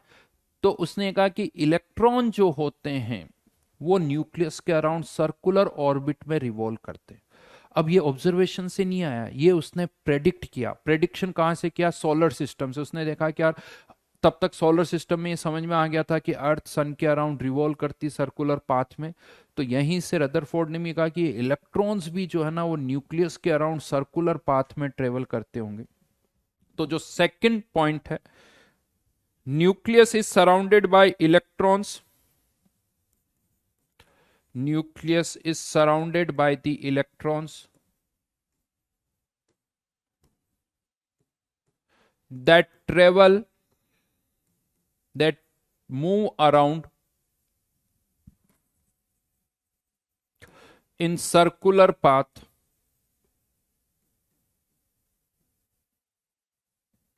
move around the nucleus, लिख दो, around the nucleus in circular path called orbits, called orbits. और ये लॉजिक कहां से आया? वही सोलर सिस्टम से, सोलर सिस्टम से। और अब अर्थ और सन के बीच में तो ग्रेविटेशनल फोर्स लगता है, तो रदरफोर्ड ने कहा कि इलेक्ट्रॉन और प्रोटॉन के बीच में कौन सा फोर्स लगेगा? Electrostatic force. Electrostatic force, electrons and nucleus are held together bye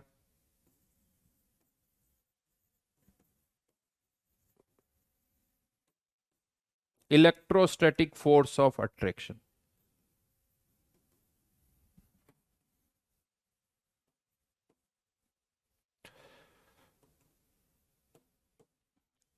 यानी कुल मिला के यूं याद रखना आपको,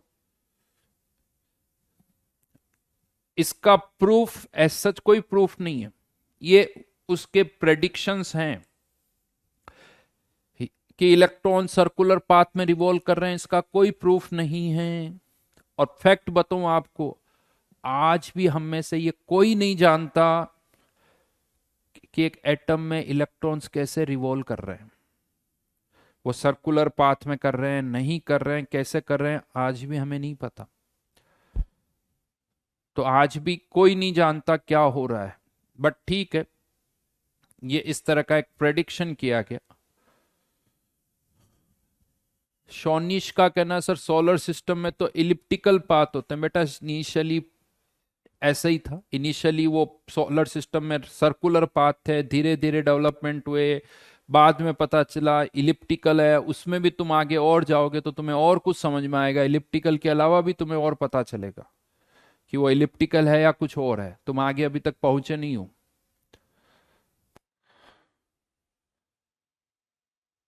हम्म, क्योंकि सन भी मूव कर रहा है, सन स्टेशनरी नहीं है, यू नो, सन उसी जगह पर नहीं रखा हुआ है। हम्म, तो खैर अलग ही तरह का होता है। तो इलेक्ट्रॉन्स आर एंड न्यूक्लियस, ये कुछ तीन तीन तीन कुल मिला के ये पॉइंट्स आपको याद रखने हैं। हाँ, अब किसी ने सही लिखा, हेलिक्स टाइप्स। हाँ, इलिप्टिकल हेलिक्स कुछ हो, इलेक्ट्रिकल हेलिक्स टाइप्स होते हैं। बिल्कुल बिल्कुल, वाह, देखो तुम लोगों की नॉलेज बहुत जबरदस्त है भाई। सही पूछा, तो इतना तो मुझे भी नहीं पता, ये वर्ड जो यूज कर रहे हो ना आप लोग। हाँ, यमन ने कुछ लिखा है, हेलियोसेंट्रिज्म, मुझे नहीं पता इसका क्या मतलब है। हाँ, but helix plus elliptical type इसमें है, क्योंकि सन भी मूव कर रहा है, तो इमेजिन करके देखना तभी समझ में आएगा। चलिए, तो यहां तक आज का हमारा डिस्कशन हुआ, ठीक है। बहुत ज्यादा अभी कुछ नहीं हुआ, धीरे धीरे धीरे आप बस इतना सा जो मैंने पढ़ाया वो पढ़ लो। और अगर एनसीईआरटी से पढ़ना चाहते हो तो एनसीईआरटी में जो ये चैप्टर स्टार्ट होता है, ध्यान रखना, एनसीईआरटी में कैथोड और anode rays, J Thomson experiments, वो अभी हमें नहीं पढ़ना है, क्योंकि वो फिजिक्स है, इंफॉर्मेशन है, उससे ज़्यादा कोई काम का नहीं है। हमारे काम का जो स्टार्ट होता है वो रदरफोर्ड मॉडल से है। और वो जो है ना कैथोड रेज, एनोड, अभी थोड़ी कम समझ में आएगी, जब तक फिजिक्स में ज़्यादा नहीं पढ़ोगे ना, तो इसीलिए वो बाद में पढ़ेंगे, हो जाएगा, अभी उसकी ज़्यादा ज़रूरत नहीं है, ठीक है। तो चाहो तो एनसीईआरटी से, बट रदरफोर्ड वाला पार्ट ही पढ़ना, जितना मैंने पढ़ाया बस वो पढ़ लेना, उससे ज्यादा की जरूरत नहीं है। उससे ज्यादा की जरूरत नहीं, उतना ही पढ़ना है एनसीईआरटी से। ज्यादा पढ़ोगे तो कहोगे सर ये समझ में नहीं आ रहा एनसीईआरटी में, ये मिलिकन ऑयल ड्रॉप मेथड है, थॉमसन एक्सपेरिमेंट्स है, ये सब तब समझ में आएंगे जब अच्छी खासी फिजिक्स पढ़ लोगे, इसीलिए उस पर अभी नहीं जाना है। और ना केमिस्ट्री में वैसे क्वेश्चन आते हैं, वो फिजिक्स में आते हैं, बस समझाने के लिए दे रखा है वो सारी चीजें। ठीक है, तो आज के लिए यहीं तक। अब हम आ जाते हैं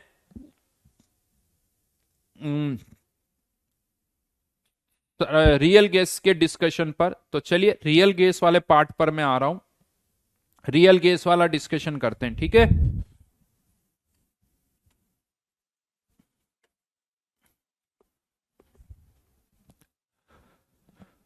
तो ओवन से स्टार्ट करते हैं, और कोई होमवर्क नहीं है एटॉमिक स्ट्रक्चर से, आज के लेक्चर का कोई होमवर्क नहीं है। तो जिन्होंने रियल गैस का होमवर्क किया है वो क्लास अटेंड करें। तो ओवन से स्टार्ट कर रहा हूं मैं, पहले भी कुछ डिस्कस कर चुके हैं। रिमेनिंग शीट पूरी मैंने दे दी थी आप लोगों को, हो गई पूरी शीट, वैसे ज्यादा कुछ बचा नहीं था।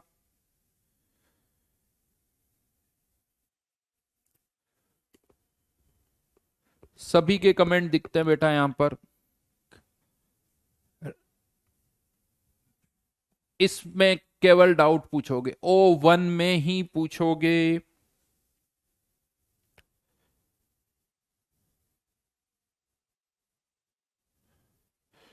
13 में क्या डाउट है बेटा? 13 में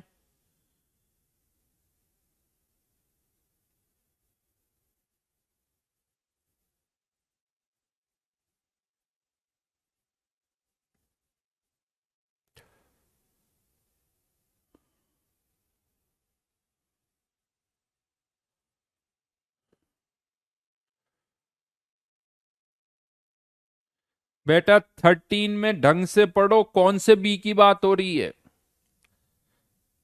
ये बी अलग है और कैपिटल बी अलग है। कैपिटल बी की वैल्यू A/RT है। क्वेश्चन नंबर 13 में इस बी की बात नहीं हो रही है, इस बी की बात हो रही है, और ये दोनों अलग अलग है। तो क्या ये capital B independent of temperature होगा? नहीं होगा। Capital B is dependent on temperature. Boyle's temperature पर अगर टेम्परेचर बॉयल्स टेम्परेचर के बराबर है तो ये कैपिटल बी की वैल्यू 0 हो जाएगी। तो अगर ये फर्स्ट स्टेटमेंट तो हो गया false, it is dependent on temperature, ये भी टेम्परेचर पे डिपेंडेंट है। सेकंड स्टेटमेंट ट्रू है, बिल्कुल सही।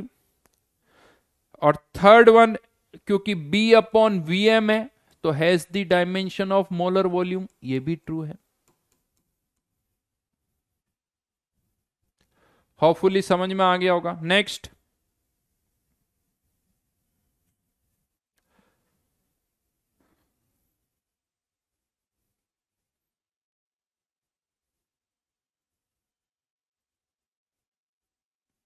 क्रिटिकल डेंसिटी, इस पर बार बार क्वेश्चन पूछते हो यार। चलिए, तो क्रिटिकल वॉल्यूम कितना हो जाएगा? वॉल्यूम क्या होता है? Mass divided by density. अगर ये क्रिटिकल डेंसिटी है तो ये क्रिटिकल वॉल्यूम, 1 मोल का मास 44 ग्राम, 1 मोल की और डेंसिटी दे रही 0.44 सेंटीमीटर क्यूब, तो ये क्या आ गया? 100 सेंटीमीटर क्यूब। ये किसकी वैल्यू आ गई? वीसी। वीसी किसके बराबर होता है? 3 टाइम्स बी। बी किसके बराबर होता है? 4 × 4/3 pi R cube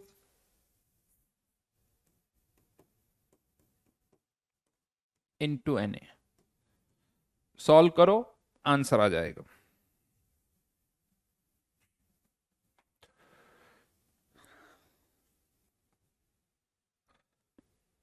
question number 18, ए किसको रिप्रेजेंट करता है? अट्रैक्शन को। जिसमें अट्रैक्शन ज्यादा है उसको लिक्विफाई करना आसान है, जिनमें रिपल्शन है, लिक्विफाई कर रहे हो यानी मॉलिक्यूल को पास पास ला रहे हो, अट्रैक्शन होगा तो पास पास लाना आसान होगा, रिपल्शन होगा तो मुश्किल होगा। तो क्वेश्चन नंबर 18 में वॉन्डरवॉल कांस्टेंट ए की वैल्यू दे रखी है, जिसका ए ज्यादा उसको लिक्विफाई करना आसान होगा। साफ साफ दिख रहा है अमोनिया का, बिना डेटा के भी बता सकते हो।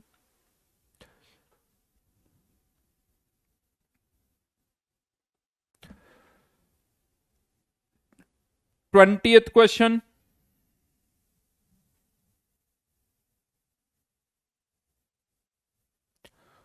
क्वेश्चन नंबर 20, अगर किसी रियल गैस के लिए कर्व इस तरह से आ रहा है किसी टी टेम्परेचर पर, तो बी के लिए कर्व ऐसा आ रहा है, बी के लिए मतलब क्या हुआ, रियल गैस, ये बी गैस लिक्विफाई हो रही है। अगर लिक्विफाई हो रही तो इसका मतलब ये जो टी टेम्परेचर है ये इसके क्रिटिकल टेम्परेचर से कम है, यानी ये क्या है, टीबी क्या है, critical temperature of B, critical temperature of B, तो ये टी टेम्परेचर इससे कम है। और गैस ए जो है वो लिक्विफाई नहीं हो रही है, इसका मतलब टी टेम्परेचर ए के क्रिटिकल टेम्परेचर से ज्यादा है। ये टी ए टी बी क्या है, ए और बी के क्रिटिकल टेम्परेचर है।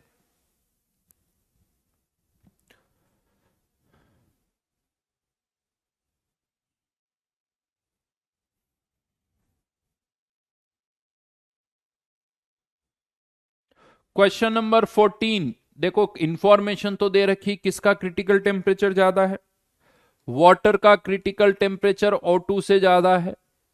क्रिटिकल टेम्परेचर का फॉर्मूला क्या होता है, 8a/27 RV।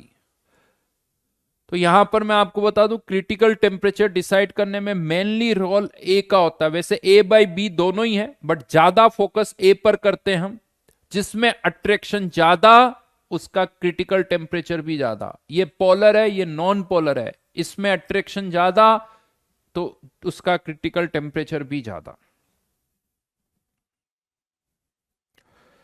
जिसमें अट्रैक्शन ज्यादा उसका क्रिटिकल टेम्परेचर ज्यादा, जिसमें अट्रैक्शन ज्यादा उसको लिक्विफाई करना भी आसान है।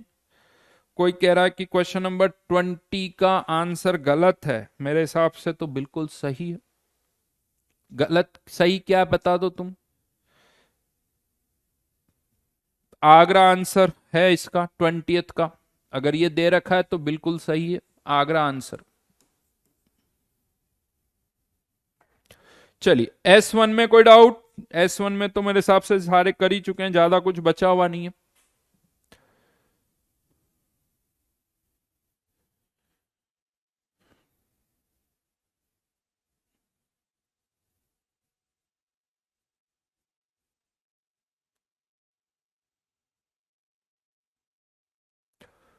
कुछ लोगों को तो पता ही नहीं चलता आंसर कौन सी एक्सरसाइज का देख रहे हैं, उन्हें समझ में ही नहीं आता। नहीं,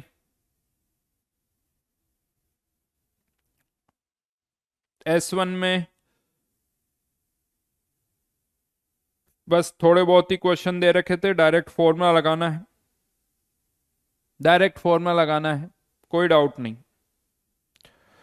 जेई मेंस पर आ जाओ पहले, जेई मेंस।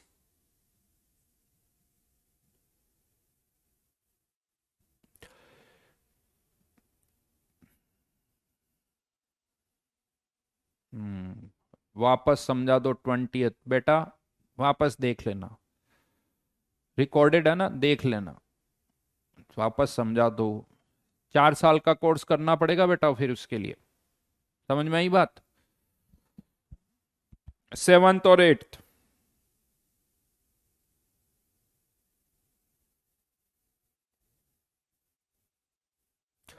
क्वेश्चन नंबर 7, जब ए को नेग्लेक्ट कर दिया तो यहां से आप सबको पता है 1 + PB/RT, तो जो स्लोप है वो किसके बराबर है, B/RT के बराबर। Slope is B/RT। साइज सबसे ज्यादा किसकी होगी, तो डाउन दी ग्रुप जाने पर साइज बढ़ती है, जिनोन सबसे नीचे है तो जिनोन की साइज सबसे बड़ी होगी, इसीलिए बी सबसे ज्यादा जिनोन का होगा, तो जिनोन का कर्व का स्लोप सबसे ज्यादा होगा। ये था क्वेश्चन नंबर 7। क्वेश्चन नंबर 7 की मैंने बात की जेई मेंस, जेई मेंस में और बोलिए।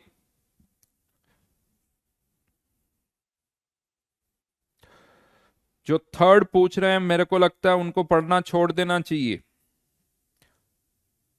जो थर्ड पूछ रहे हैं उनको मुझे लगता है क्वेश्चन उनको पढ़ना छोड़ देना चाहिए, कोई मतलब नहीं है।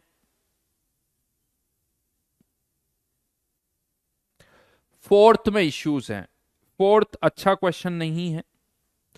क्वेश्चन नंबर फोर्थ जो है ना, देखो, बी को कंपेयर करना बड़ा मुश्किल काम है। खासकर एटम की साइज तो फिर भी कंपेयर कर सकते हैं, लेकिन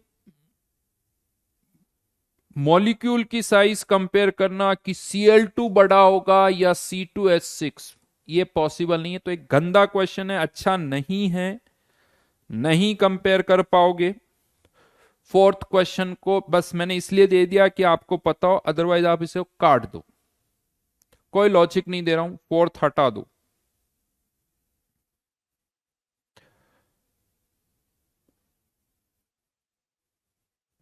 और बोलिए, जेई मेंस, केवल जेई मेंस की बात कर रहा हूं। क्वेश्चन नंबर 8, क्वेश्चन नंबर 8 देखिए सीधी।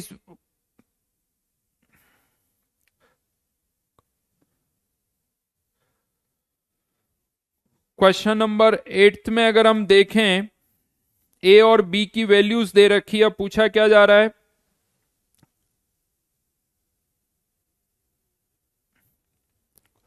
कि कौन सी गैस कम वॉल्यूम ऑक्यूपाई करेगी। तो वो मेनली किस पर डिपेंड करता है, ए पर, जिसमें अट्रैक्शन ज्यादा होंगे। क्वेश्चन नंबर 8 जेई मेंस, जिसमें अट्रैक्शन ज्यादा होंगे वो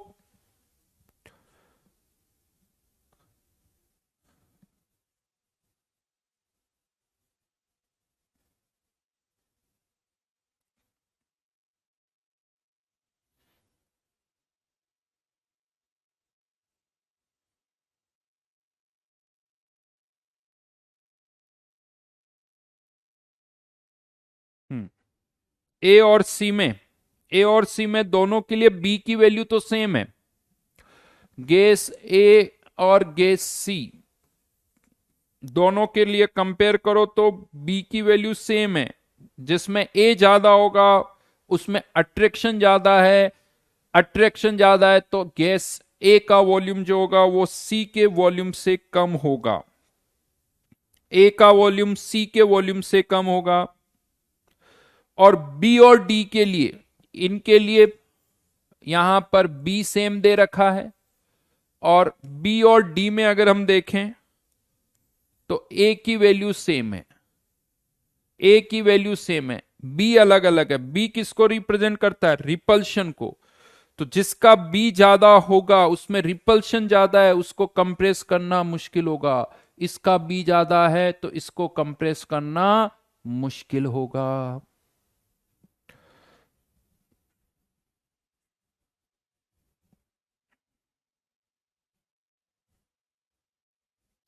यानी आंसर आ जाएगा कैलकाटा, नहीं, दिल्ली, सॉरी, सही बोला नहीं, उल्टा बोल दिया। बी विल बी लेस, एक तो ए का वॉल्यूम कम, ए का वॉल्यूम कम यानी सी का वॉल्यूम ज्यादा।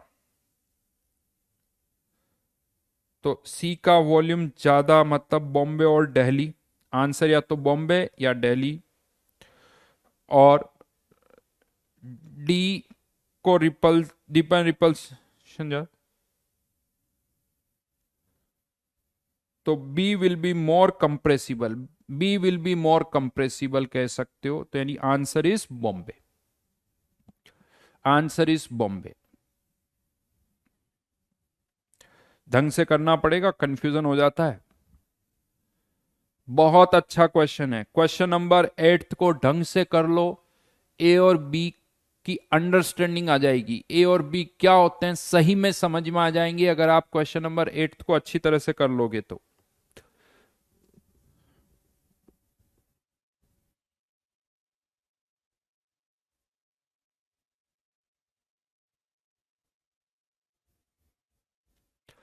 बाकी सब आसान लग रहे हैं यार।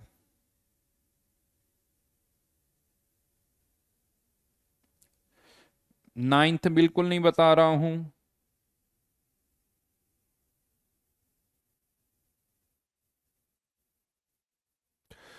नाइन्थ, टेंथ, इलेवेंथ सब फॉर्मूले से होंगे, सब फॉर्मूले से सब हो जाएंगे। जेई एडवांस पर आ जाओ। वैसे तो कुछ डिस्कस कर चुका हूं जेई एडवांस में मैं।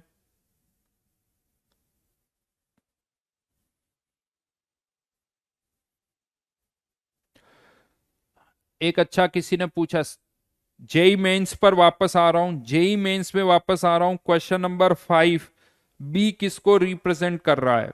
यस, आप लोग बिल्कुल सही करो। उसका आंसर आगरा और कलकत्ता दोनों ही सही होना चाहिए, क्योंकि बी साइज को भी रिप्रेजेंट कर रहा है और B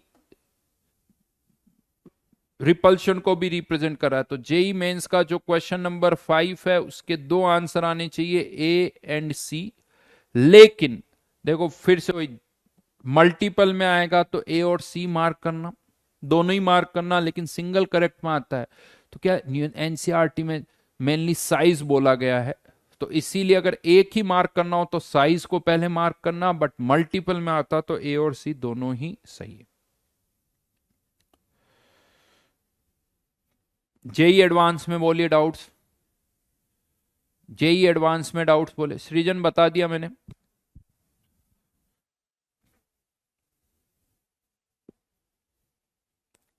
question number 1, van der Waals equation को रीअरेंज करो। बॉयल्स टेम्परेचर अभी हमने किया ही था, B minus A by R T, और सी की वैल्यू क्या आ जाएगी? B square. वैसे पूछा नहीं है बट ये ऐसा निकल के आ जाएगी।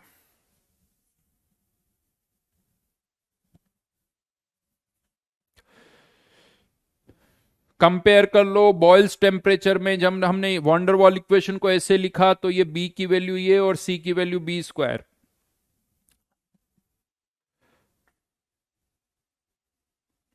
क्वेश्चन नंबर 5 जेई एडवांस का,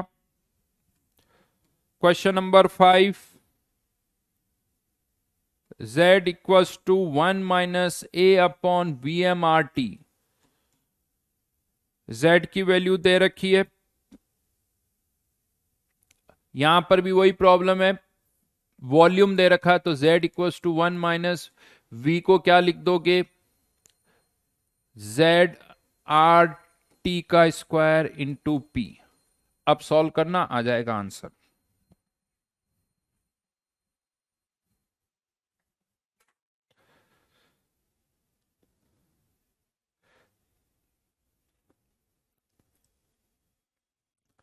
क्वेश्चन नंबर 8,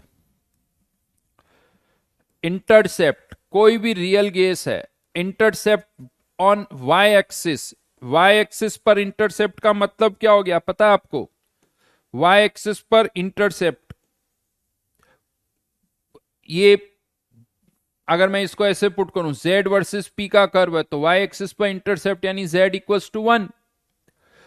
y एक्सिस पर इंटरसेप्ट मतलब z इक्वल्स टू 1, और z इक्वल्स टू 1 मतलब pv by R T equals to 1, यानी pvm equals to R T. कोई भी रियल गैस है वो y एक्सिस पर इंटरसेप्ट 1 ही होगा अगर z की वैल्यू की बात करें, यानी y एक्सिस अगर z वर्सेस p का कर्व है तो इंटरसेप्ट 1, और pvm वर्सेस rt का कर्व है, क्योंकि rt तो देखो कांस्टेंट है, rt तो कांस्टेंट है, तो pvm वर्सेस rt का कर्व प्लॉट करोगे मतलब z की वैल्यू 1 यानी pvm की बाय rt की वैल्यू 1 यानी pavm की वैल्यू rt के बराबर।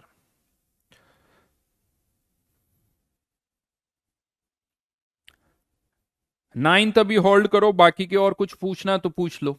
चलो आज का हो गया, नाइन्थ नेक्स्ट क्लास में बता दूंगा। थोड़ा अजीब सा क्वेश्चन है, इतना अच्छा क्वेश्चन नहीं है नाइन्थ, तो उस पर ज्यादा एनर्जी मत लगाना, नाइन्थ में ज्यादा एनर्जी मत लगाना, ठीक है?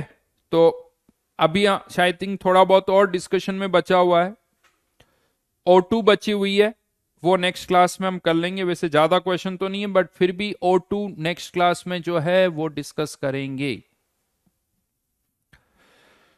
ठीक है?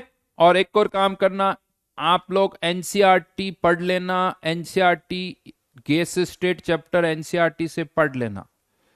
एनसीईआरटी से गैस स्टेट पढ़ लेना, और एक उसकी एग्जाम्पलर आती है, उसके क्वेश्चन हम फिर डिस्कस करेंगे। तो आप अभी पढ़ना, नेक्स्ट क्लास में डिस्कस करेंगे। O2 और एनसीईआरटी आपको पढ़नी है, ठीक है। Bye bye.